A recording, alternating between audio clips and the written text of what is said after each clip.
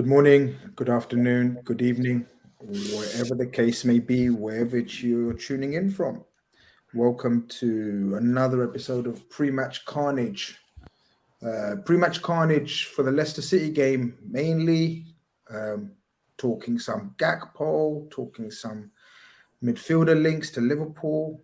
But obviously everything and all of that is overshadowed by some news that has come to all of our attentions, obviously, about the passing away of an absolute icon and legend, Pele. I guess this is the best way to put it. Ahmed, channel member, says condolences to all the footballing fraternity on the passing away of a legend, Pele. Pixelated Pigeon says, very sad news, R.I.P. Pele.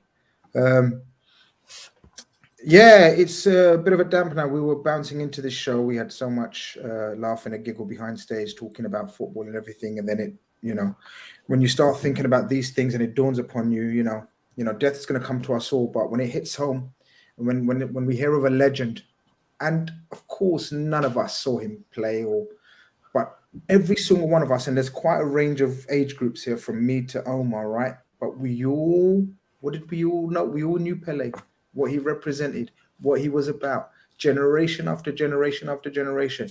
Pele was the name that we all knew, and it's a sad day. It's a sad day for football. It's a sad day for obviously all his families and friends, and obviously massive, huge loss to football.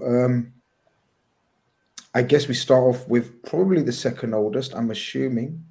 Avi after me, probably, I think. Yeah, how's it going, Grizz? How you doing?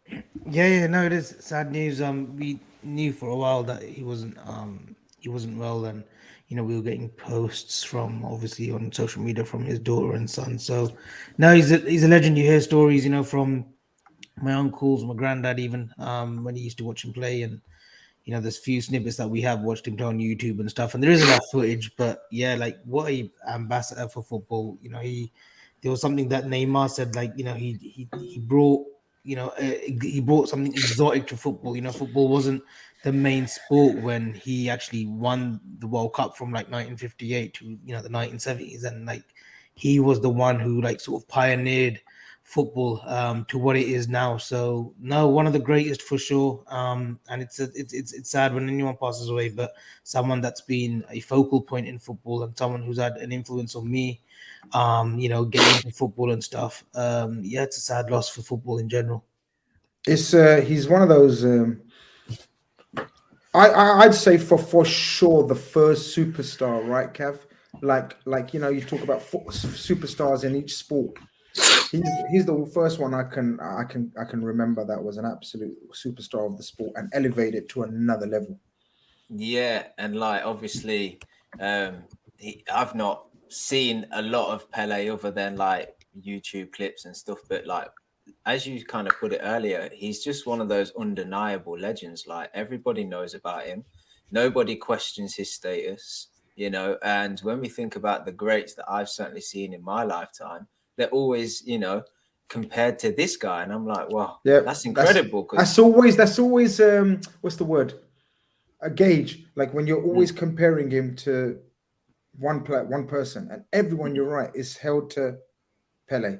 Yeah, and then usually the arguments are, well, no, they're not even as good as him. So it's just like that guy that was just like the undeniable, one of the absolute greats, if not the greatest in a lot of people's eyes. And I certainly think for the people that were able to see him or, were around at that time or what have you, he meant so much to those people. As we kind of look to our idols now and the people we've seen growing up, he was the guy for them. And he's like, what he brought to the sport just was huge, as Abby put it. And it's a sad loss, a really sad loss.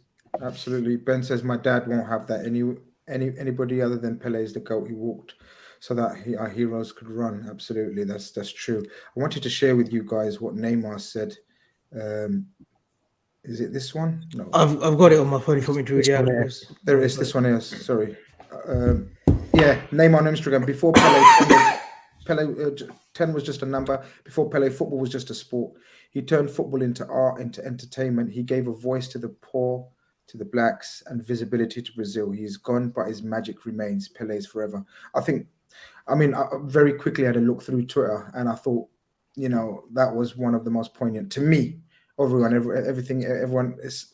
Everyone's appeals to something different or enjoys something, reading something different. But I thought that pretty much summed it up. Holmes, obviously, you're the baby of the group today, but even your generation, will know about Pele. All you hear is Pele. I don't know if you ever seen the film. Actually, have you seen the Escape to Victory? No, my dad always tells me to watch it. So I need to watch it. But mate, yeah. I saw a video recently. It was like of Pele doing like famous football moves before, like, say you have like the Maradona turn, the Cruyff turn, I don't know, all these sort of skills, and he was the first one to do it, and he was a sort of pioneer, I guess. Even when I was young and I was getting into football, like, Pele was one of the first names I heard. Like, it was always like, oh, you just hear, like, I don't know, your dad, your uncle, your granddad, whatever, just speaking about this Pele guy. And it wasn't until, like, I started getting into football that I was like, oh, damn, like, this guy really was so special. So, all I've seen is clips of him on YouTube, but even that, like, what he was doing, like, it was ahead of his time, and it's testament to him, really. That's one of the best ways of putting it, ahead of his time, isn't it, Avi? Like, everything that we see now, we see strikers or forwards, and we say, oh, what a move, what a dummy, what a skill. Pele done it. Pele was so ahead of his time. It's actually genius, right? He was a footballing genius. And we obviously talk about the Messis and the Ronaldos now and everything, but and then, sometimes how we talk about Maradona's time, which was only 20 years ago, maybe 30 years ago, right? Yeah. But now we're talking, imagine the state of affairs around in Pele's time, in the state of pitches, technology, nutrition, fitness. Nobody knew what, the boots, the footballs. He was truly a genius, right? I think that's probably the best way. Yeah, genius. And he, everyone sort of, imagine growing up, like, look at us during the 90s and, when we were playing football, Grizz, we were just told Maradona, Pele, so you'd want to watch and you'd replicate things that they did, and he obviously couldn't. But like you said, the state of affairs back then, pitches were more heavier in terms of grass. Your boots were like lead, but he did unbelievable things. He technically was brilliant back then when you look at it, and he was surrounded by great players as well, but he was the main sort of focal point. And that 1970 Brazil team, I mean, wow, you just got to watch videos on YouTube to see how special they really were. I mean, obviously, his famous dummy where he sends the goalkeeper flapping, but he missed the shot. Greatest miss ever. That was magnificent. But yeah. And the Gordon Banks save, Grizz. It would have been a great header if it went in, but the header, the leap, but the save, So many. How do we remember legends? How do we remember legends? By iconic moments that live in our memories, right? And we've just rattled off 3 or 4. We can remember off his, the famous pass to Carlos Alberto, when he doesn't even look there, he already knows. He can sort of kind of hear the gallop, do you know what I mean, of Carlos Alberto. But yeah, we thought we spent a few minutes, guys. I thought it's very important to pay our respects as well, because ultimately we're football guys. We love talking about football, heroes, icons, and he probably tops them all. A very sad day. To something very light. Kay Thorpe says, appreciate the support. He says, Grizz, you and Avi are unbelievable to look up to. You must be short if you look up to Avi, son. Always bring great entertainment, news, and just great vibes. We try our best, my friend. Thank you very much for that. Very lovely words. We wanted to be coming in a really bouncing mode and be in a good mood, but yeah, that's a bit of a dampener on proceedings, but we'll try to keep it moving. Pimp Distress says, does Ben Jacobs and Liverpool Echo know what they're talking about when they say no Caicedo convos happening? I don't know who you're asking. Like, I mean, I wouldn't want to speak on whether Ben Jacobs or the Liverpool Echo know what they're talking about. I mean, I'm not one of these guys that likes to sort of talk about what someone doesn't know. I'd rather talk about what I think I know. Do you get what I mean, guys? You know what I mean? Like, you'd rather talk about what you think you know rather than say, no, he doesn't know anything. And I think probably speak for everyone else, or is there anyone else that wants to say anything else? No. Yeah, there's no real advantage gained by trying to disprove someone else's comments. It's a little bit waste of time. Just, put out what you believe, and people that choose to believe it will do so. Absolutely. Sorry, I missed your first super chat. I thought 2 out 2. I'm so sorry, Pimpin' Address. Thank you very much for your support. He says, RIP King Pele, one of a kind, big up Godfather and Blue Chip. You know what I'm going to ask. And obviously he went on to ask that. We will get into it though. We will get into it and we will discuss what the links are, what the stories are, what we know, what we don't know, what we think, and give our opinion. And that's it. That's how it works on my show. Anyway, guys, you're all very welcome. Thank you very much for tuning in. Please hit that like button before we get into the show. There's 370, coming up to 400 of you guys in here. And apparently the likes is like 58 of you liked. You know what I mean? I know Omar. You know what I mean? I know you can probably hear Omar's every sneeze. Or one of you I can hear every sneeze. Like, I don't know if you guys know. Like, one of you is this microphone is really... I think it's Do you reckon it's heavy? Do you reckon it's heavy? I've got a cough, you little twerp. Not bloody sneezing, am I? Behave yourself. No, it's not a sneeze. It's a... Sniff. It's a sniff. Yeah. So I'm looking out for your nasal reactions to see who's the sniff that we can hear and where it is that you're sniffing. But anyway, we're moving on swiftly. Guys, hit that like button and then we can get cracking. First and foremost, we got to hear Cavs and Avi's opinion on Gakpo, or even Omar's. I thought I heard Omar's. It's always exciting when we make a signing, right? Cav, I'll start off with you. It always kind of just automatically lifts the mood, whatever situation, whatever state you're in. We needed mood lifting more than most after the World Cup, after the first part of the season. We needed to get a win on the board, and then we needed to see minimum 1, hopefully 2 signings. And it's amazing. The World Cup, the transfer window hasn't even opened yet. We've got one of the, I don't know how you guys want to describe him, one of the potential stars of the World Cup. Like, he done well. He was a bit of a standout. You could say he was a bit of a standout of the World Cup. Yeah, a bit of a standout of the World Cup. We finally saw another 6'2" / 4 Dutchman next to a Christmas tree.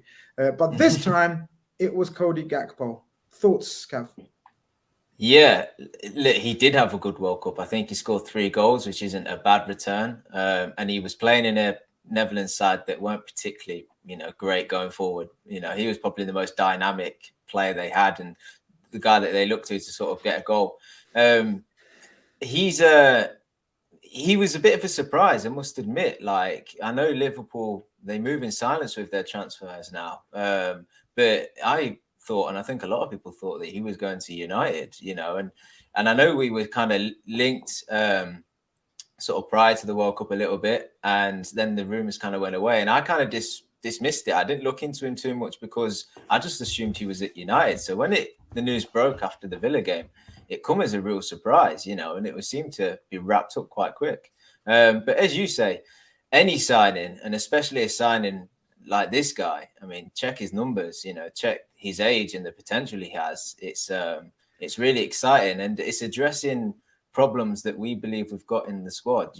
We've spoke about injuries so much this season and how we've never really had a squad that's been particularly deep, or at least had quality in depth. And with the injuries we've got, we all, I think, can agree that we needed bodies in, we needed help, we needed support, not only for this season, but beyond. So it was nice to see that the club were, addressing this. We spoke so much about finances and how much we can spend, and, talks of the takeover, how would that influence things? Well, here we are, business as usual. We needed to solve a problem and we've done it. And we're going to come on and I'll let the guy speak about the player.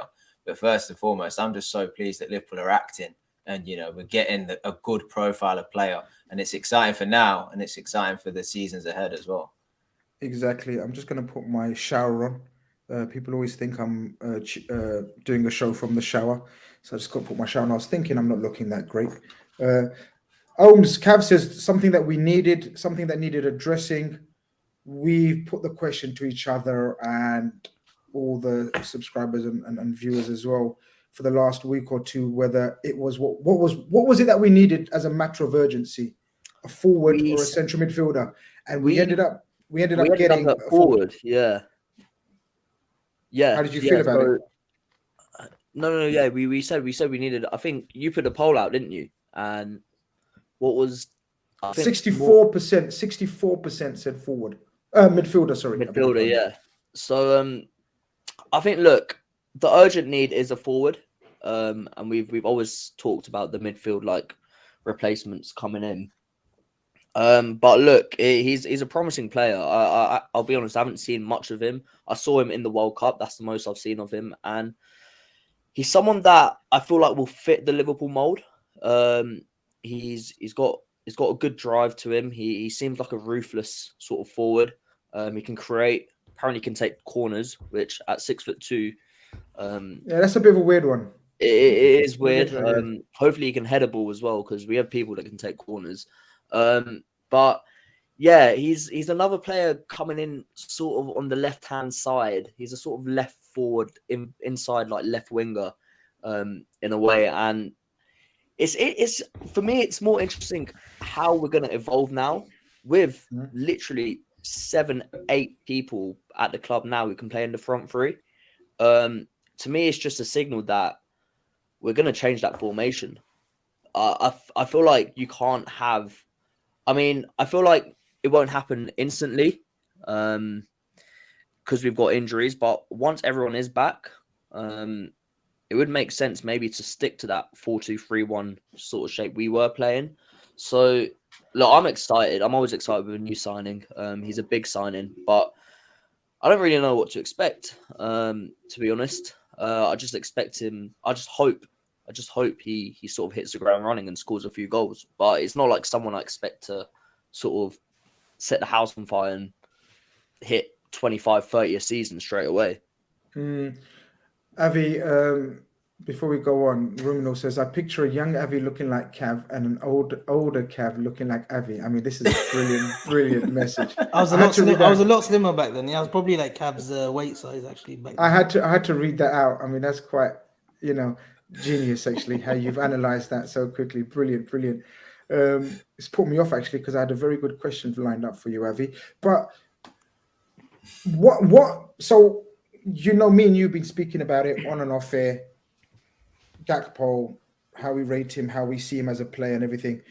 But I want to speak about the positives before I've got any negatives. I haven't got any negatives, really. I just didn't think he was worth 60, 70 million.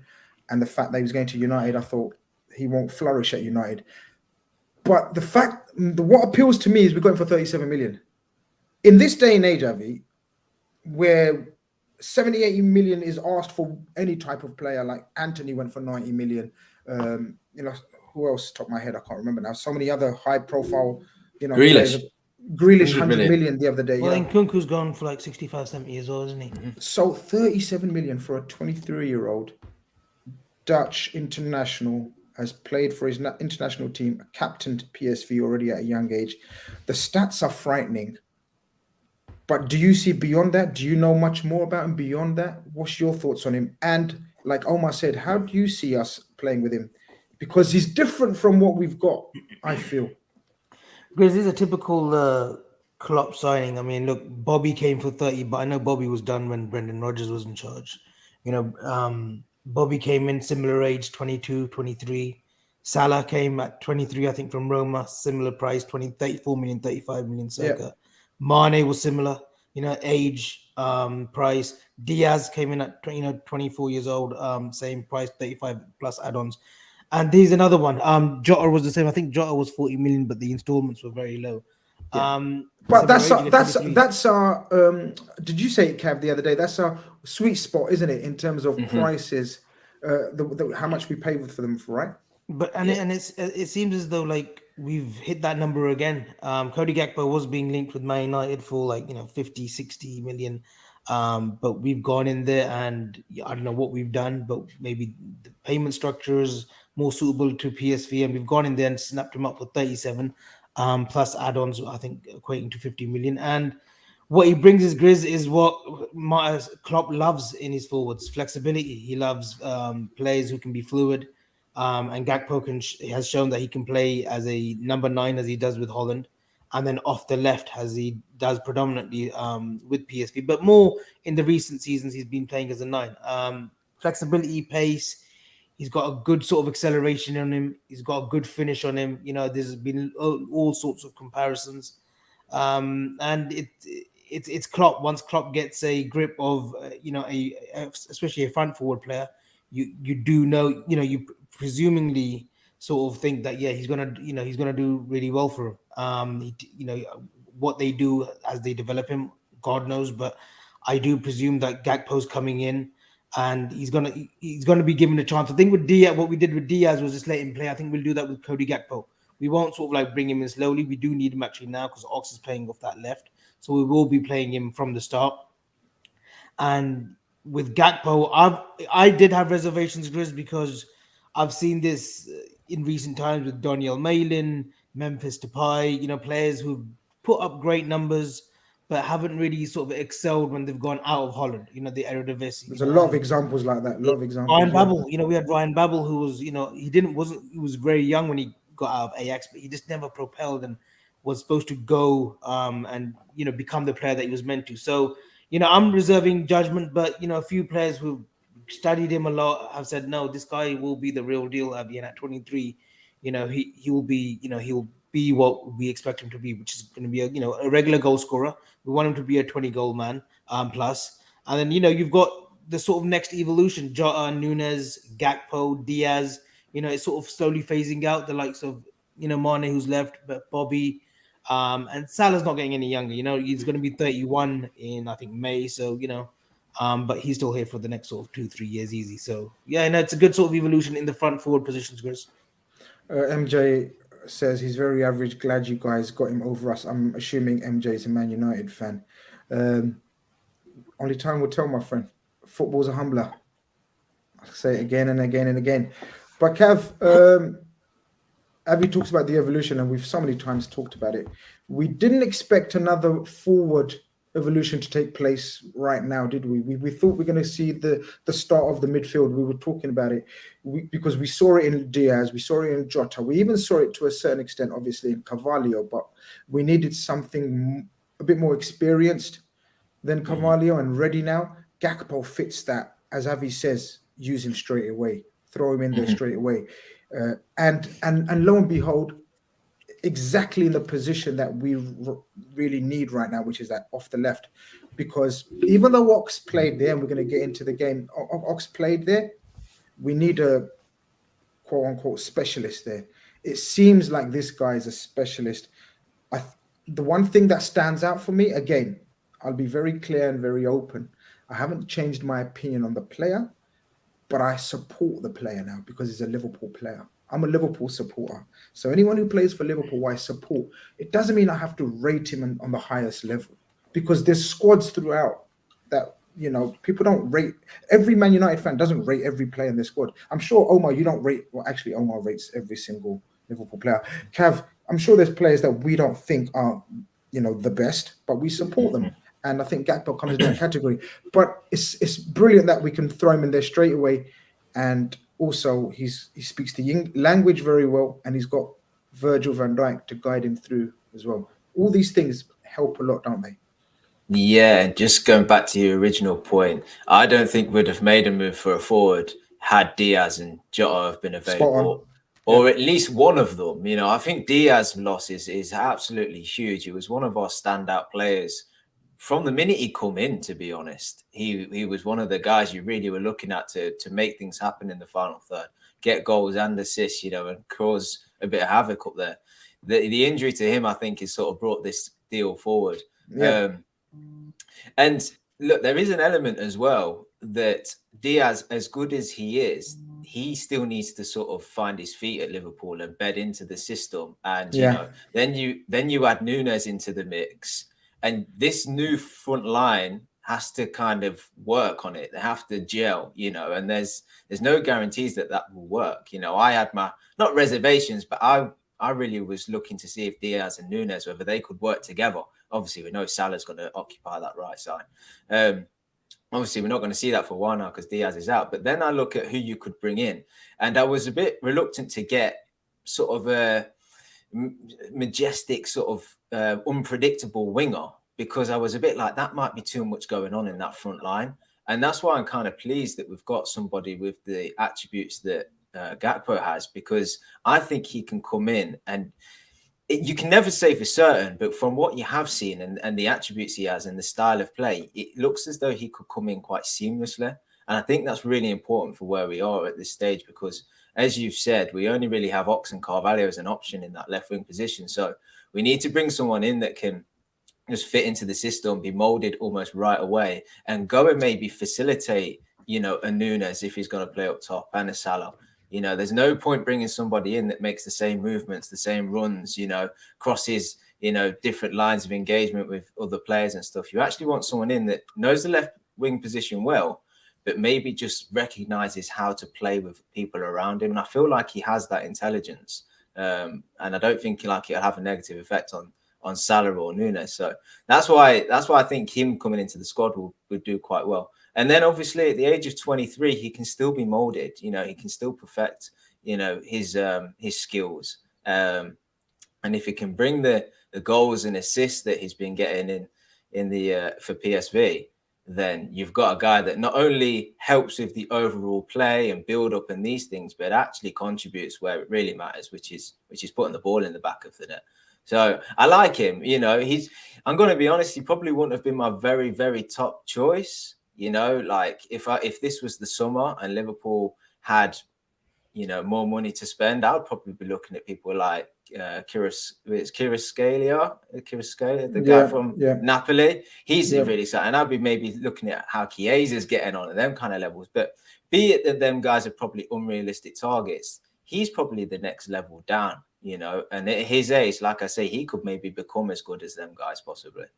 Yeah, he is the level down. I don't think there's any harm in saying that or point in denying it. But that's the spot we tend to go for, isn't it? Like in terms of signings, like Avi was talking about, sort of the names that Avi reeled off earlier. This comes under that category, almost like a Jota. Jota came with brilliant stats from Wolves, his and stats, his underlying numbers as well. Like this guy has got the potential, and we're hoping to be. It's all kind of making sense, isn't it? Do you remember the first time round when Klopp built his team and we were talking about getting players and going onto the world class level? Again, Diaz. I mean, I know Avi thinks he's world class when he was born, but Diaz is waiting to be world class. Jota waiting to be world class, and now Núñez waiting to be world class, and now we've added a fourth member waiting to be world class. It looks like we're sticking to the formula that's worked so well for us, right? Yeah, I mean, Grizz, that extends to Firmino, Mane, and Salah as well, because they were all on the cusp when we bought them. That's what I mean, yeah. That's what I mean. For like 35, 40 million-ish, like literally every single one of them. And you hope history sort of repeats itself. For me, like in terms of him bedding in, I'm looking at the Liverpool forwards, and I feel like it's a lot easier to bed in as a forward, and it has been proven easier to bed in as a forward than it is to be a midfielder. We sort of saw Fabinho and Thiago take some time to sort of bed into the team. I look at Salah, Mane, Firmino as soon as Klopp came in, Jota, Núñez, Diaz, they've all sort of settled in and fit into the sort of mold of what a Liverpool attack should be. So for me, I'm not too worried about him sort of coming in and taking some time. I actually think he'll probably hit the ground running just because he suits what a Klopp sort of forward line looks like.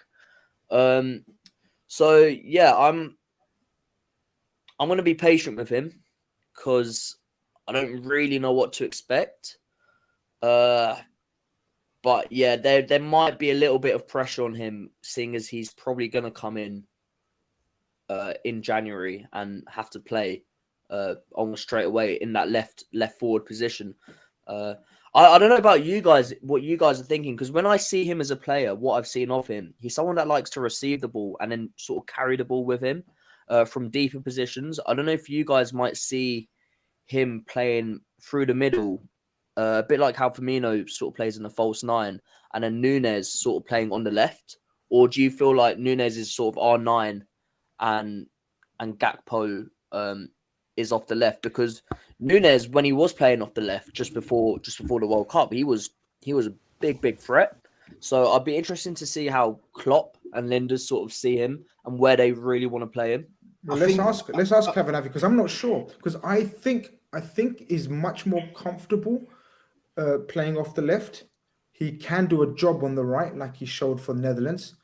And I personally think he will develop into a central false nine Bobby type striker. I think he will develop. I don't think he can play it yet. That's just my guess. Avi, what do you think? I think that's the beauty of it, that we can switch Nunes and Cody whenever we want, and they're both comfortable. Nunes, I agree with Holmes before the World Cup on that left.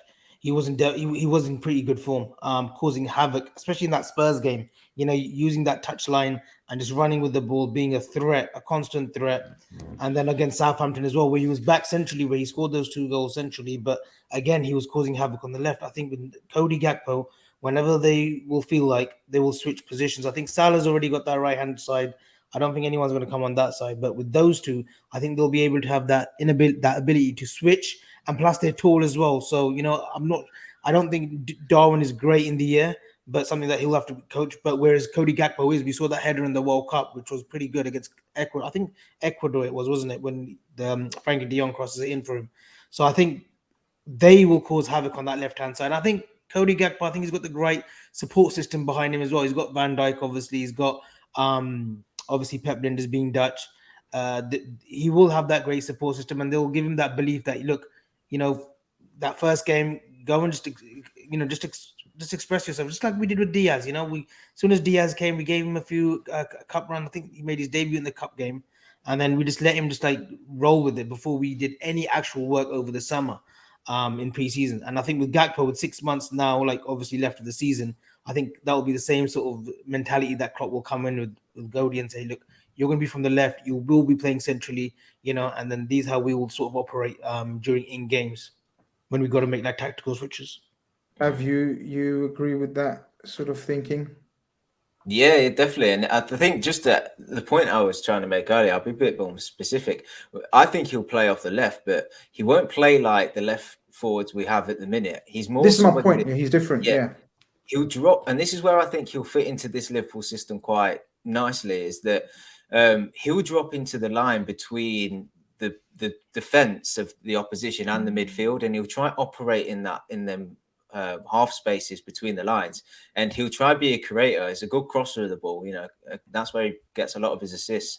A lot of people think he's the guy at the end of the crosses because of his height and the fact that he's quite strong and stuff, but actually he's usually the guy that's delivering rather than on the end of those.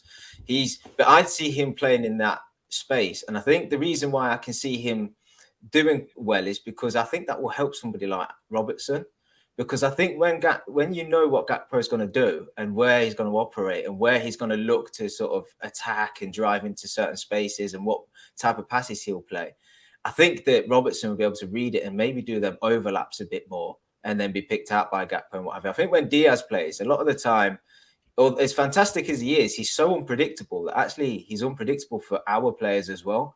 Like Robertson doesn't know whether to stay deep or overlap or underlap. He doesn't know what to do because Diaz is just like plays so off the cuff. Whereas I think with Gakpo's game, you can, if you're Robertson and you're Thiago and you're the guys that are immediately around him, Nunes as well, you can kind of see where you should operate because Gakpo will usually operate in his own area.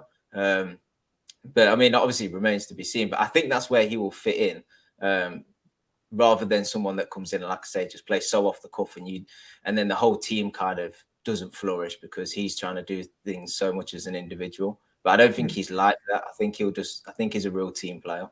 I think so too. I agree with you about the unpredictability chance. I think Nunes definitely comes under that. I think Diaz definitely comes under that. I think Jota's different from Gakpo. Like before, I said people start saying I was comparing him to Gakpo. Jota's more. I think Jota and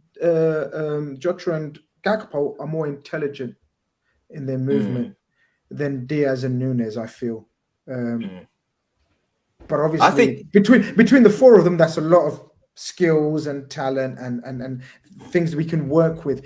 You're right. Again, it's going to take time. It's going to take time because they're new. Diaz is new. Doesn't know the language still, have he? Bits and bobs. No, he doesn't know the language. Nunes doesn't know the language. So they just come in. As I said, and people underestimate the power of language. It is very important. I know the language of football is the all conquering, but you still need to know the language, the lingo. There is a lot of, sometimes, how many times have we said, oh, why aren't they talking to each other? We see a lack of communication because sometimes it's not natural to say what you want to say in your language. It does make a difference. We're going to move on. Guys, there's close to 650 of you in here. And, come on, man. Like Saeed says, bro, come on, tell him again, please, Saeed, man. Come on. I know you're hurting because we got your man Gakpo, but still, big up Saeed every time. He's actually been taking the piss out of me because when I told him, I think it was Saturday night, that we've hijacked his Gakpo bid, he didn't believe me. He was like, no, you've been cussing him all your life. You've been cussing him. Now nah, you can't be having Gakpo. Because I actually said Gak no. You know what I mean? And Gak go and all these kind of childish names. But when we now that we've got him, became Gak, here we go. No, when we got him, nice Gak, yo. So you know what I mean? Now Gakpo's my boy. Natraj says, hold on, let me just remove Avi for 2 seconds, teach him a lesson. There you go. Natraj, a Man United fan, regular caller in the call-in show. What a character, what a personality. We do have some laugh with Natraj, who, ladies and gentlemen, before the World Cup said Man United are the team to beat, best partnership pairing, best manager, best right back. He came back the other day and football was a humbler. He was a bit down, a bit different. He says, you guys getting Gakpo. Does this mean Diaz's injury is a long-term issue? I'll address this to you, Avi, because you guys are overloaded on that side. Also, United is broke as F. I think it enables us to sort of like really monitor Diaz's recovery because, he did come back at sort of like the mid-season break in Dubai and, he did sort of not break down again, but they weren't happy with the knee and they operated on, I believe it was the MCL rather than the LCL. Yeah. So his recovery will be slightly longer, but I think we can take his time on it now that Gakpo's here. And Jota, I believe, is back in February. I think you mentioned, Grizz. So I think with Diaz, we can just like monitor his situation, get him, ready. Hopefully. We don't need to rush it now, innit? But basically means there's no pressure. Yeah, but ideally would love him to be back towards the end of the season, the last sort of 10 games of the season. That would be great. And then we're still in the Champions League as well. And as far as United, I think they're looking at loan deals rather than permanent deals right now. Mm-hmm. People are saying condolences to Pele. In case you missed the start of the show, we did pay all our respects, of course, to the legend and the icon that is Pele. But I guess, as with always, right, Ohms, when one comes through the door, we need to know more. We want more. We need more. We want more. Sort of straight away with Liverpool taking off their pinned tweet for not more than 24 hours or so, suddenly the rumors start circulating again. Oh, why have they unpinned their tweet? Or is that the right word? Right way of saying it? You know what I mean? There's no better. Yeah, exactly. Now we try to address the situation and the position and the role that we've been crying out for since summers. Midfielder. And obviously links have been coming out all day and night or the last few days. But Moises Caicedo's link or the name seems to be getting stronger and stronger. First and foremost, are you a fan of Moises Caicedo as a player? Would he be one of the top, let's say, 2-3 targets? I think if we look at Liverpool, I think there's a general consensus amongst the fan base that there's a 3-man plan. And that's always been a forward, Jude Bellingham, and another midfielder. Now, we've got our forward, Cody Gakpo. We'll see how he does. Bellingham, it looks like a summer thing. I don't know. I'm sure you guys know more than me. The other midfielder, it was never going to be an Enzo. I doubt we would have gone for Enzo and looked at Bellingham. It was always going to be someone that was, I guess, not far less cheaper, but another one in the sort of bracket of they're on the cusp of turning into a superstar. And Caicedo, for me, as I know he is for you, Grizz, is that guy. This guy runs the show, absolutely runs the show at Brighton, who have been playing some of the Premier League's best football for the last 2-ish seasons. And yeah, man, he fits the bill. He fits the bill of what a Liverpool midfielder is. I guess. We need dynamism. We need an athleticism. We need sort of ball quality. We need defensive sort of quality, attacking quality in the midfielder, and he's got everything. I feel. He can go forward. He's got flair going forward. He can go defensively. I feel like he gives me Genie Wijnaldum vibes. I don't know if he gives you Genie Wijnaldum vibes, but he feels like a Jurgen Klopp midfielder, and he's been doing amazing things on the South Coast. So for me, I'm buzzing about this. I really want him. So if we don't get him, I'll be sad. But yeah, for me, if we get him in this window alongside Gakpo, oh man, I'll be so happy. Cav, you know my thoughts, but again, just obviously your honest opinion on sort of the links to sort of Caicedo amongst others. Is there another name that you would prefer? I mean, Amrabat's been linked, Frankie de Jong's been linked, and we can understand having sort of a few names linked because we don't want to be left in the boat of, like we always say, oh, one player, and if we don't get him, that's it. I think it's quite obvious and clear that we've got, what's the word? Me and Avi will always mess up the words, but what's the word? Options. Options, yeah. No, there's another word like... Alternatives? No, that's just a word, and that's like a normal word. You said word. What are you looking for? You got contingency. A phrase, taboo or something. We're not playing taboo here. Phrase. There's a phrase that we say. Irons in the stove. Strike while the iron's hot. Shut up. I don't know what's going on here right now. Irons in the... Come on, man. You guys are... Irons in the sky. I have never heard that one. Look what this guy said. I bet you someone puts it... I bet you someone comes out with it in a minute. All eggs in one basket. No, that's normal. Pokers in the fire. That's one. Yep. I need more. Iron, something stove, something irons. Guys, while Cav gives us his opinion on Caicedo or Caicedo. Does anybody know? Is it Caicedo or Caicedo first and foremost? It's Caicedo. Nope. Apparently you're wrong again. It's Caicedo. Yeah, chat. It's Moises Caicedo. But sorry, Cav. We tried our best to put you off. Yeah. Well, look. First and foremost, we've got to think about what we want as a Liverpool midfielder. And look, a Liverpool midfielder in a 4-3-3 formation, they have to be able to do everything, you know. Unlike other sides, you know, in other formations where they can afford to have specialists, whether that be, you know, in attack or, you know, defensive midfielders or what have you. We actually ask of everything of all of our midfielders. We need them to be energetic, cover the pitch, cover their players, you know, be dynamic in attack and passing. We want it all, okay? And Caicedo is one that kind of fits that bill for me. You know, first and foremost, what I want from a Liverpool midfielder, and not every Liverpool fan will agree with me here, but I need someone that's available, that can run about and get about the pitch, is high energy, is good in the press, you know, and does all the hard yards and the, you know, the dirty work, if you like. And then if they have the ability on the ball, technically, to be a good passer, to make third man runs, to contribute with goals and assists, even better. But the reason that them things are secondary for me is because our system is there for a midfielder is to facilitate the fullbacks being the creative outlets and then the forwards being the guys that get the goals.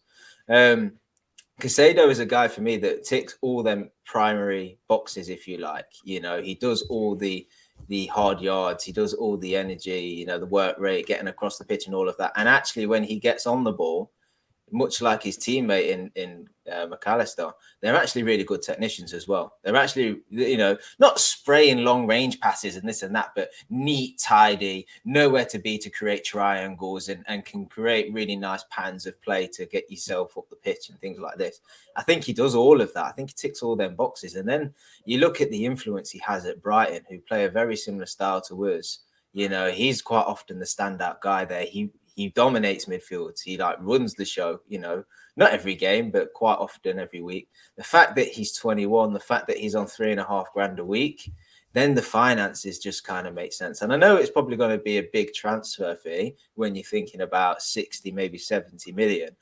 But Liverpool, I think that's just what Brighton have set their stall at that price. I think what Liverpool actually agree will be a little bit less, and then obviously it'll be down to what terms Brighton are happy with in terms of payment structure and things like that. But in terms of the actual player, I think he's brilliant, and I think when you look at alternatives to Caicedo, you're actually looking at much bigger price ranges. You generally are looking at Enzo and Jude's and things like this, and they're like around the £100 million mark. So it's a huge step up. I don't think there's too many players between the likes of Caicedo and then your Bellinghams and stuff. And in the other hand, you mentioned a name, Amrabat there. Although he's a different type of player, I think there's a significant difference, not only in cost, but in quality as well between them two players. I know they are different in their attributes, but I think Caicedo is just a perfect fit. And you mentioned Wijnaldum. I think, a lot of people are kind of looking at that. They're kind of seeing a lot of similarities in Wijnaldum, and look at the success we had when he was playing for us, and look at, how much we probably miss him now. Do you know what I mean? How much would we want a Wijnaldum type figure in the squad now? So there probably are other players out there, but be it he's in the Premier League, I think he's a bit of a banker for me, to be honest. I think I won't be having any reservations that he would be a success for Liverpool. Every time we've watched or discussed Liverpool the last few months, I think we've gone mad. And one thing that we've always gone mad about is the energy. Where's the legs? Where's the pace and power? What's going on? Why are teams walking through us? All of that. First and foremost, just your thoughts on Moises Caicedo as a player, and then give us your thoughts on the links and what you think is actually happening, or what your opinion on the links are. Yeah, Kavit, this was a brilliant player who's got abundance of energy. Grizz, 21 years old. Kind of was the successor to Yves Bissouma, who had a great couple of years at Brighton and went to Spurs. Yeah. And then he's formed a great relationship with Jakub Moder, and he's got McAllister, the Argentinian. McAllister now. And, he seems like a leader as well at 21. You saw him at Ecuador in the World Cup. You had Ener Valencia, who was the captain, but you had Caicedo, who kind of has that presence, and he's only like 5'8", 5'9", I think, 5'10". My apologies. And he's got that presence about him, and he would be a perfect fit, And there was a story that someone told me time back that we were linked with him before when he was playing out of like South America, and we could have got him for 4 million, but we obviously don't really react quick enough when it comes to the South American sort of region. He goes to Brighton, and now Tony Bloom has every right to ask for top dollar, especially with the prices that are inflated these days. He's top money, and he's not short of any suitors.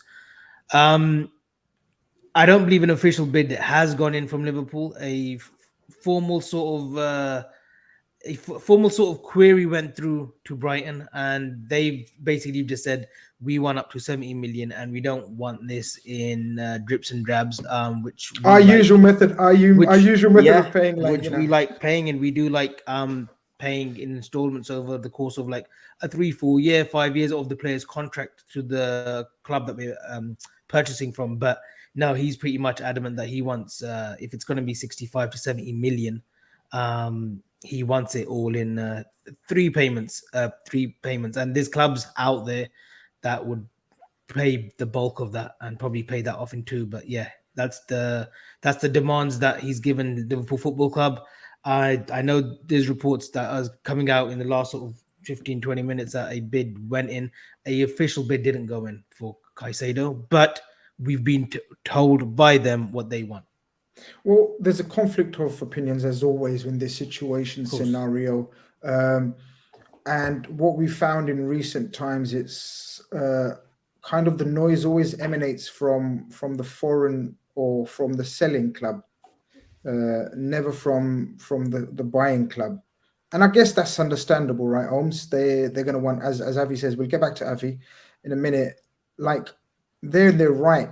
And we know from the Cucurella deal, from the Ben White deal, from how much did Dan Burn go for to Newcastle? Wasn't that quite 20 million, 25 million? But you get the point. Like, they get their money. As well. Yeah, they get their value, right? So we will know that once we've missed out on him that first time, as Avi says, like from the first point of interest, now that we know, even though he's only been there, what, a year? Maximum a year and a half? We know the premium now. It's up to us now to bite the bullet, and because they're going to ask for what they want, and it's up to us to either do it or look elsewhere, right? Yeah, well, there's two things. One, we should be looking at Brighton scouts and sort of seeing what they're doing, because time and time again they're pulling gems. They're all at Chelsea, Holmes. Yeah, they're literally so many gems. So yeah, it's what I think 70-ish million. But there was one thing that was of interest to me. I saw De Zerbi sort of press conference. He was talking about McAllister, and they were sort of saying, "Oh, now McAllister is obviously had a great World Cup. There's going to be interest." And he said, "Great." He said, "Yeah, like we're happy that one of our players is being sought after by the big clubs." So the good thing is Brighton are open for business, but as you can see, they're not silly. They want to get their money's worth. And then it's sort of Caicedo.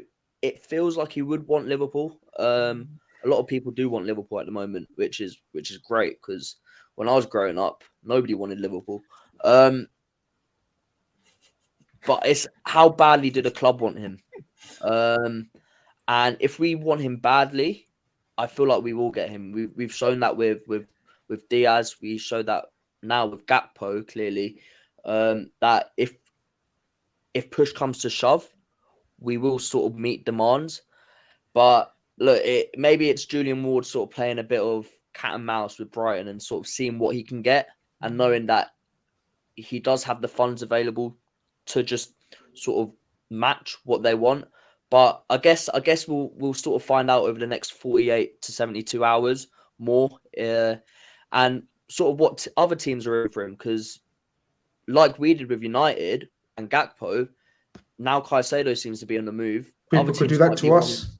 They might want to swoop in for him. And look, Chelsea don't seem out of money, and they're after a sort of midfield revamp as well. So if push comes to shove, I feel like we will sort of not crack, but be rushed into not overpaying, but meeting Brighton's demands. Whereas with other players who we might not be as interested in, or we sort of have, I guess we do have alternatives, but I feel like we want Caicedo bad, and if we want him, I feel like we will sort of go over the line with it.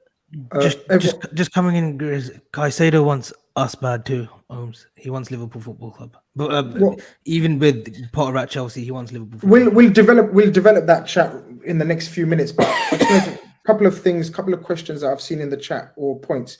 First and foremost, 750 of you in here. Everyone in the chat, hit the like button right now, please. That would be so useful and helpful, and then we can give you some news as soon as you've done that. We can give you some exclusives or news or whatever you want to call it, or information or clickbait headlines or whatever you want to call it. Christmas present, Christmas trees, anyone? but Cav, people are saying don't buy players off a good World Cup. He means. Is there any fear of that in your estimation about this fella? Caicedo. Mm-hmm. Yeah, no, absolutely not. No, I mean, I think he's played 23 Premier League games, which isn't loads, don't get me wrong, but I mean that's enough to see how good this guy is. And to be honest, seeing him in the World Cup's only an added benefit for me, because he's not just a guy that you would say, oh, he just fits the Brighton system, and he's just, the team's not molded around him, but sometimes it's just horses for courses. A player does well at a particular club. I think going away with Ecuador and performing the way he did over there actually shows it's the player's ability. Like he is genuinely that good. So I don't think that's the risk with Caicedo by any means. Excellent. Avi. This is a mate of ours who we decided to phone at 2 a.m. in the morning. He's kind of giving it away, but we'll get onto that in a minute. Oh, Kieran, you're bored again. MJ sends in a super chat, says Kakare, I think it's Max Kakare, Leon. Maxence Kakare. Sorry? Maxence Kakare. I said Max, so I shortened it, and you're trying to criticize me for that. Like, you know, I called him Max. I know him Just personally. read the super I chat, called him. please. I called him Max. Yeah? I know him. Come on, read the super chat. Kakare thoughts, Grizz? Question mark. 40 million better spent. No, not a fan of Kakare. Avi's a fan, so he'll tell you yes, he's a fan. I'm not a fan of Kakare. Either. Oh, there you go. No, neither of us are fans of Kakare. I don't think he's suited to our team. You know, he's I don't think he's got the pace and power that I want. This is a better question and it's a better super chat. Don't know if one of you can read it, please, because I've got a cough. From LFC R786, £4.49. Bosh. Our main issue in midfield has been a lack of energy, legs, and defensive nous. Caicedo and Jude alone won't fix it, in my opinion. We need another PMP merchant. You can answer that. You can answer that as well yourself then. Well, so let's just imagine. Let's just say we've got Jude in the summer. We get Caicedo now. Are you still needing or wanting one more, or are you good with that? I'm good because look, we went from a midfield where it was Milner, Wijnaldum, Henderson. Everyone was like, "Oh, we need someone with flair in midfield." Now it's like there's no legs in midfield. How about we have a balance, right? We've got Thiago, we've got Fabinho, who are sort of like specialists in what they do. So I'm happy with Jude and Caicedo, man. And Jude and Caicedo aren't just sort of legs, energy, defensive beasts, right? The Jude and Caicedo are quality on the ball. So we're sort of getting the overall package in them. So I'm happy. I feel like our midfield looks really balanced with them two in. It depends who goes out. So let's assume and imagine the ones that we think are going out. So Milner, we don't expect him to stay on, right? Surely not. Or is anyone saying no? Well, come on, guys, you're all looking at. I think if they want him to be kept around the club, I think they'll give him an extension. But not playing wise, though. I'm saying we don't want him as a playing active member, like around. Are we really going down that route? Look, this guy don't let us down. When he falls off, I'll let him go. But he just guys, man. The thing is, you want him around. We ask our club to be not sentimental. Yet here we are talking about. Oh, you know what? I think Grizz there's a couple that can go before him. Basically, I think Ox. Ox will go.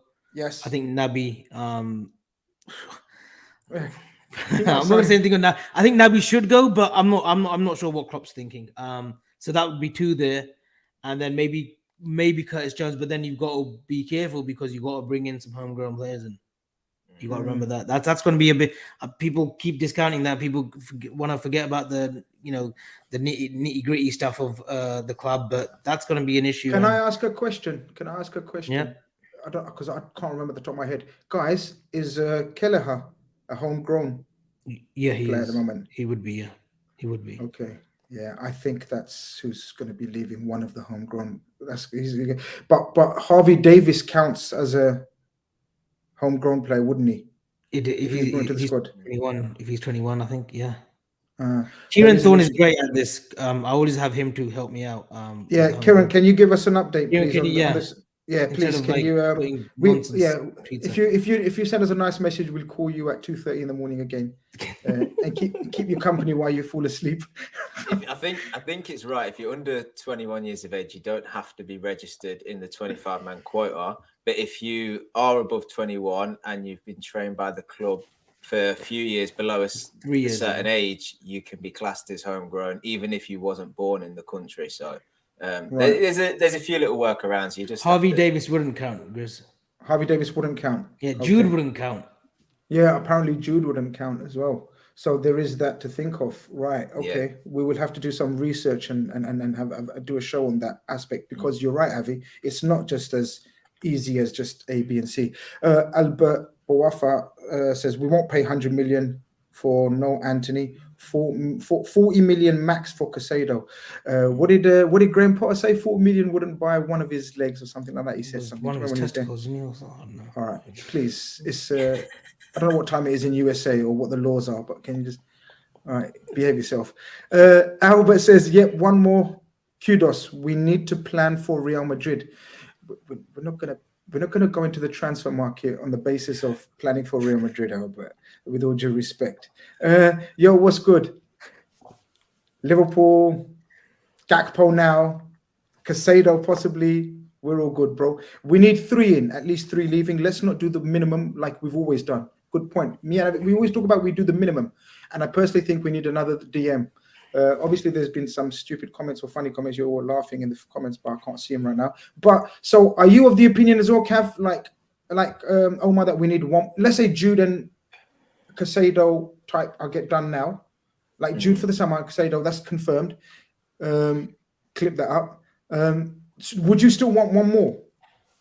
Well, let's work through this. We'd have Jude, Caicedo, Thiago, Fabinho, Elliott, Henderson, maybe Carvalho if they were going to play him. We're still Am I missing? Okay, so no, Jones. Yeah.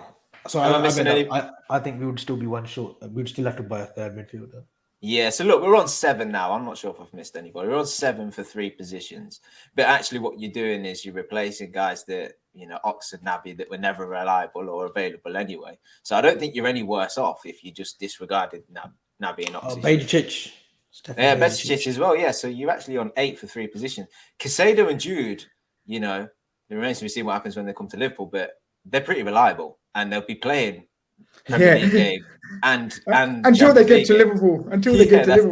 But come Champions League, come Premier League, they're in the squad. So there's 2 positions taken. Who's taking Thiago out if he's available and fit? Then you've got Fabinho, Henderson back up. So before you know it, you've not only got quality, but you've got availability as well. So I don't know how much we need an additional man in that midfield, to be honest. Not too sure. I think I'd maybe look at other areas of the squad, depending on what happened. If Kelleher moves on, if Adrian leaves, you maybe look at the goalkeeper position. And you don't know what else is going to happen come the summer. There might just be a surprise in there. Like, say, Gomez turns around and be like, look, I want to get some minutes or whatever. You might have to look there. So I think you see what happens wait it out in the summer and then see where you're at sort of halfway through, I think. Ash sends in a super chat. Appreciate the support. He says, if Caicedo comes in and one of the 17 non-homegrown have to be unregistered, is it simply Adrian or can you see Arthur being sent back? Adrian. I can see both happening if the need be. Well, there's rumors that Adrian's going back to Spain. Yeah. I think he's going to the Almeria or something. Yeah, I mean, the form at Macclesfield of Pataluga has been sensational by all accounts. They love him. Tafarel, of course, our goalkeeping coach, loves him. And Harvey Davis, I've been so impressed with him in pre-season, this season. Another one who's so good on the ball. I think they've got very high hopes for both goalkeepers. Huge goalkeepers. Well, Cav, go for it. You said it just in the private chat. Yeah, sorry, just the name I missed. Morton, who's out on loan at Blackburn at the moment, Tyler Busquets, is it, Avi? Tyler Busquets. So that was your name that you gave him, not me. But he's been one of the shining lights of the championship. So he's doing well. He seems like a funny person as well. If you look at Blackburn's TikTok. What the hell does that mean? It looks like a funny person. Why'd you bring him on a show with me? I told you, keep him on these. It was risky. It was risky, but I did weigh up the TikTok videos. What's going on in your life? Come on, Nose. Come on, step up. As a whole, though, we talk about getting an extra midfielder in the summer.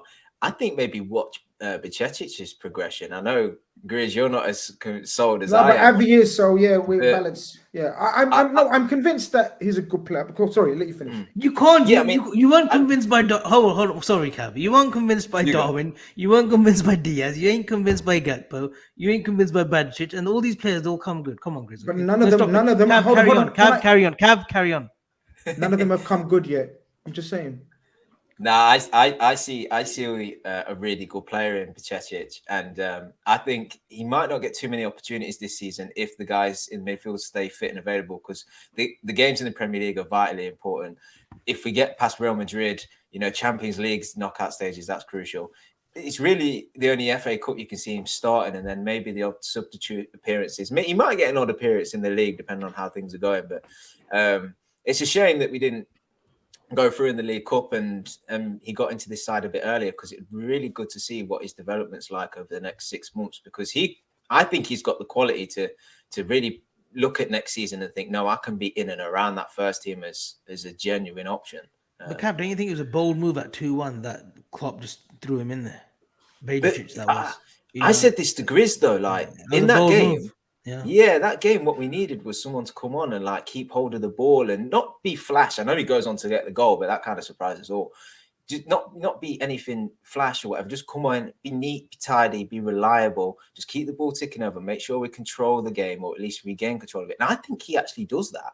I think I can't say he's excellent at anything, but he's a really silky, smooth footballer. And I think for his age, I think he's got so much about him. I think with Thiago around him and Fabinho and stuff, if you can gain attributes from all of these guys, you could have a really, really nice footballer there. Agree. Couple of super chats to get through, and before we quickly round it up, because we've got to quickly speak about Leicester City and how we think we're going to set up tomorrow. AGD says, "Come on, guys! When we go on saying Jude, and tomorrow we don't get him, it really puts it on a damper on the fans. Just don't believe it. Then just laugh it off. Anytime you hear it, my advice would be just either ignore them, don't watch their shows, or block them, fella. You can't say to someone, don't give your opinion. Like, if someone asks my opinion on Jude, I'm going to give my opinion on Jude. I can't say, oh, I might upset a couple of people if it doesn't happen. Like, that doesn't make sense, does it? LFCR 786, my man, he says, Morton defo makes it, in my opinion. He's similar to De Jong. Stick that up your nostrils, Abby. How you like that one? There was a new channel member as well. I have to welcome. Let me find. Hey Nomadic, welcome to the channel. You're very, very, very much appreciated. Your support is very much appreciated. Chelsea fan, but we know we're a football channel here, so we embrace all. Guys, there's only one way to end this segment then, guys. The noise seems to be Moises Caicedo. Now, we've given a report of sort of Ecuadorian website, was it? Suggesting that we are in talks. Abby's going to... Okay. The Liverpool Echo says Liverpool are not in talks with Brighton over a deal to sign Moises Caicedo. Reports suggesting Liverpool and Brighton are in talks with Caicedo are not true, per Live Echo. Just very, very quickly, Holmes, do we get Moises Caicedo in your opinion? Yes, I think we do. I'm, you know me, I'm glass half full, not glass half empty. So for me, I'm gonna believe the ones. I'm gonna get sucked in. I'm gonna fall in love with this guy before he's joined us, and yes, he joins. Kev, I'm gonna put my neck out on the line and say if we don't get Caicedo, we won't get a midfielder in January. I think he's the only one. I love that. I absolutely love that. AG sends in a super chat again. He says, true, Grizz, but we have to be realistic too about the price. My brother, we have just spent... How much have we just spent, guys? 85 on Nunes, like 65 to 85. We spent... how much did it hold Diaz? 37 again. 37. About 40, let's say 40. We've just spent another 40 now as well. We spend money. If we want someone, we spent 75 on Virgil. Ramsey 7 million. No, I'm talking about the big boys. Alisson was how much? 60? 65. 65. You know, in the rate of according to the rate of inflation, Virgil 75, Jude 100, kind of makes sense. Naby 55. Naby 55. We spend money, guys. When we want someone, we spend money. What's this myth that we don't spend money? Avi, Echo says no. Ecuadorian report says in talks. What does Blue Chip himself have to say? What is your opinion on the situation? Because you know what I think about Moises Caicedo. I love him. I absolutely love Moises Caicedo. You know, you reeled off all these names. What do you think of them? What do you think? And I said, I'm not sure. No, that. Well, give me standards, I want him the most. You know my energy, so you tell me. If you do your little roll up of your mush, that means we're gonna get him. If you don't do it, then we'll move on swiftly. So I'll let you take this one. That's confirmation. There you go, ladies and gentlemen. I'm in between. I'm in between the half full of Omar, and I'm in between of the Cav of. He's the one we've identified. if we've asked them what they want and they've said, listen, these is what we want and these what we expect in terms of structured payments, I'm sure we'll come back. We'll come with a formal confirmed offer. So it'll be stupid if we didn't. We're not just ringing them for the sake of ringing them or meeting them for the sake of meeting them. So that's what I think. I think we will get it done. If Klopp ain't made the phone call yet, there's still hope. Because when that guy gets on the blower, it's a wrap. But this is it. I'm in total agreement. I'm in total agreement with Avi that Klopp already has spoken to him. He wants Caicedo is jumping, from what I've been told, jumping to come to Liverpool. Like Moises Caicedo, like all these rumors about Chelsea and all that, his first choice is Liverpool Football Club, and that always helps in negotiations. Except possibly when it comes to Brighton and this chairman. That's the only sticky point because they are the hardest negotiators. But it's not quite here we go, Captain South. It's not quite here we go. But we're at here we.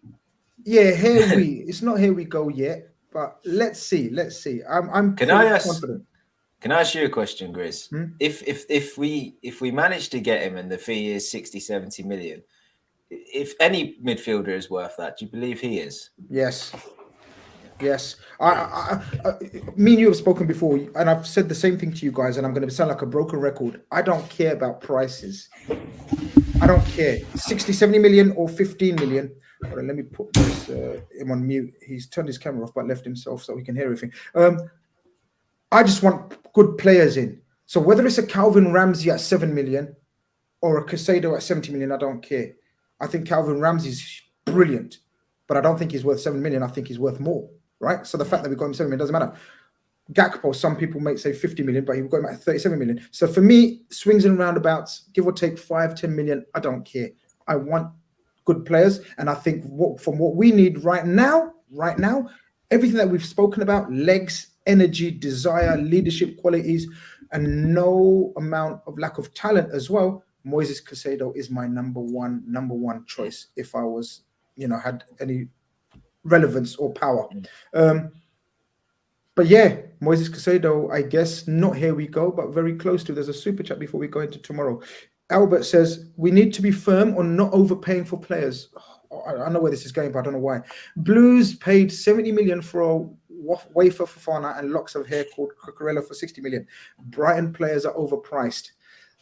Anybody want to come back to that? Because I don't understand some Liverpool fans when we do these ones. Like, unless it's your money in your account.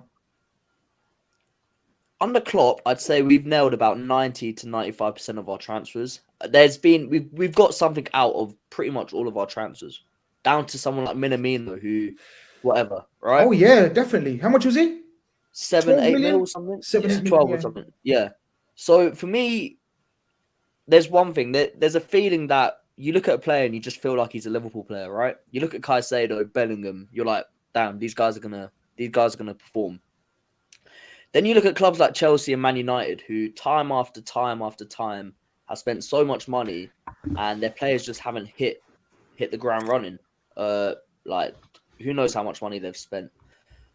Liverpool and Man City haven't really got transfers wrong, so I'd be more positive than that, because like you look at what's happened, you look at the sort of past experience of what we've done in the transfer market, and we haven't really flopped. I can't think of something that's flopped.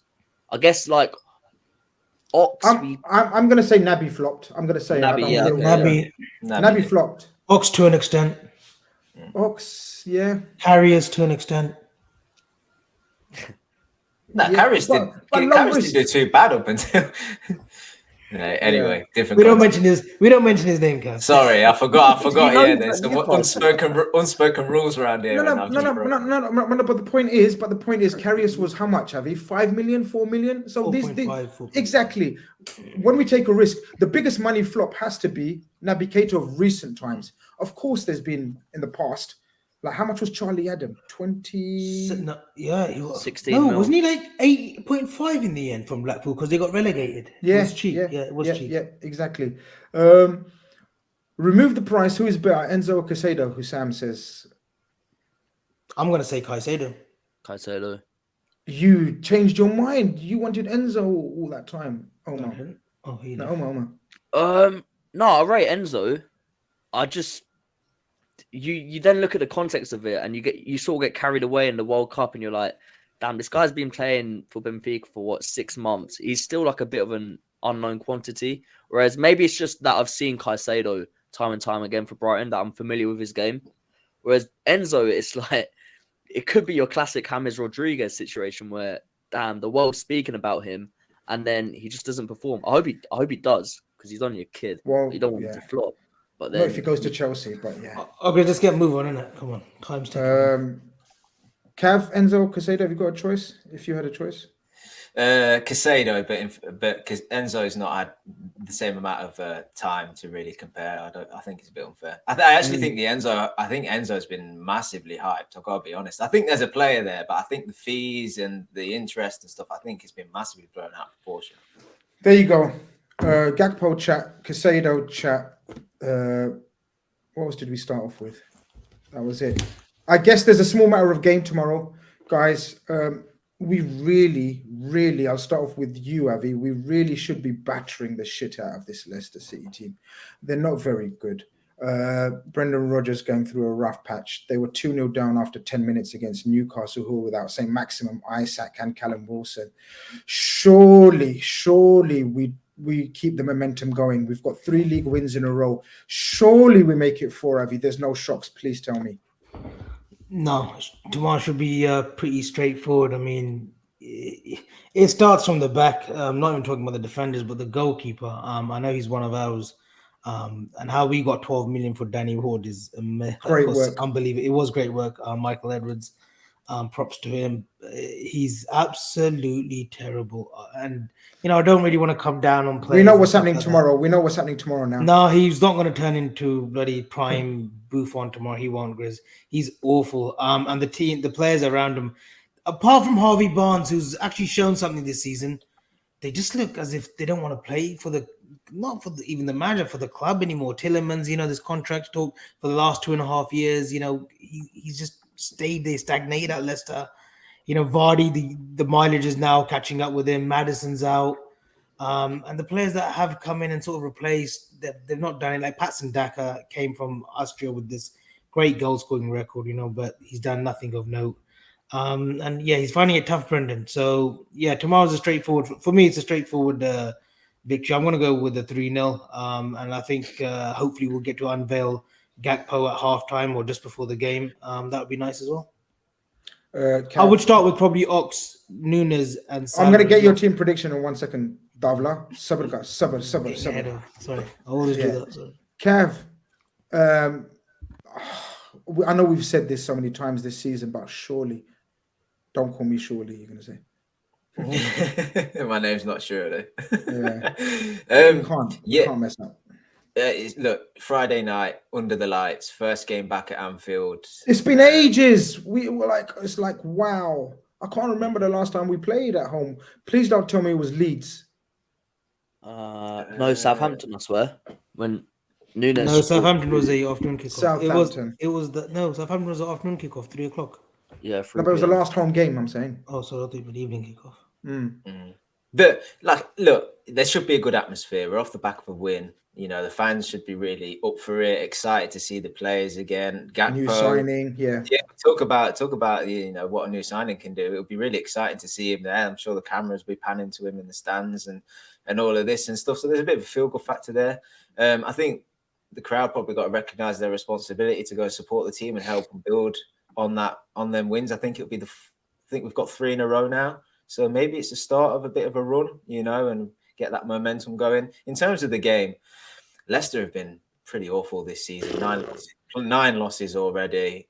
A lot of the fans have been questioning Brendan for a long time. He seems to chop and change style and tactics and players and stuff. They've got a lot of injuries. Look, all the excuses are there for Leicester and they're fair. But I got to admit, Leicester are a team on any given day that can actually put a good performance together. And I always fear playing Leicester because I was speaking to the guys earlier today and I'm saying usually, you go to these grounds like Palace on a night game and it can be a bit tough and they can get something. You go to Brentford and it's like a really physical game and you can lose it at set piece or something. Leicester, genuinely, they can just turn up and just play good football and just like have really nice patterns of play, good passing football and carve you open and score goals. It's not happened too many times this season, but they do have that in them. I think even beyond, Rodgers being there, they've actually got really good coaches in there and they're coached well and they've played really nice football at times, not just the title winning season. Even after that, I've watched them many of times and they play really good stuff and I've admired a lot of what they've done. But injuries and the state they find themselves at the minute, Liverpool really should just go in there and just worry about themselves and play their way. Liverpool don't need to change anything for tomorrow. Well, this is it. I was just going to segue into sort of any changes, guys, from anyone, because I would have thought same thing. Avi, you're suggesting Ox to come back. Omar, you're saying Ox keeps his place on the left. So same team basically. Well, Bobby's trained though, right? Though Bobby won't be. No, Bobby's not going to be back. Yeah, then go with that 3. It's fine. Oh no, sorry. Bobby did train. Yes, Bobby will be back for selection. Yes, He'll be on the bench. Personally. So you're not going. So you, if Bobby's back, any changes? No, I think there's it's one change. There's one change. Go on. Kanate's got to play. Does he? Good shout. Yeah, Matt was poor. Yeah, that's a good shout. Matt was very poor. Not save him for Brentford away. We definitely need him for Brentford away. No, because the threat that Leicester are going to poison tomorrow's game is the pace of Barnes and Daka, and quite obviously they're going to target down Trent's side. So I think you put Konate in there just for the pace alone. Yeah. You look at Brentford though. You look at Brentford and you think Tony. Who would you rather, Konate or Matip? Matip. I think Tony's not going to run away from our defense like Daka and Barnes possibly can. Like I think pace is more important in this game for that set of strikers that they have. Them. I agree. I think either or. You're not going wrong. I think I'll be the way he's playing at the moment. I'd be more worried with Gomez at centre back. But I agree. I think no. I'm in agreement. Throw Konate in there. I just throw Konate in there, man. Is there any shout for Carvalho coming in for Ox? No, not for me. Who's on the right hand side? It's not James Justin, is it? Who's on the right hand side? We've got Ants, Leicester's fan channel. Appreciate you coming into our chat. Thank you very much. He says, whoever plays at the back won't have anything to do. We won't get the ball forward enough to use Vardy and Daka pace. Listen, we've been down here before. You guys, one of the worst nights of last year for me at Leicester City when they won 1-0 and we missed chance after chance after chance. Do you remember that Sadio Mane chance? Yeah. And then this Mohamed Salah penalty. Yeah.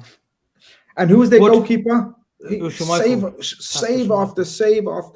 It was like his dad in goal as well at the same time. Tomorrow's different. All we've got to do is hit the target tomorrow. So Darwin Núñez tomorrow. Stop this chat. Grizz, I'm telling you.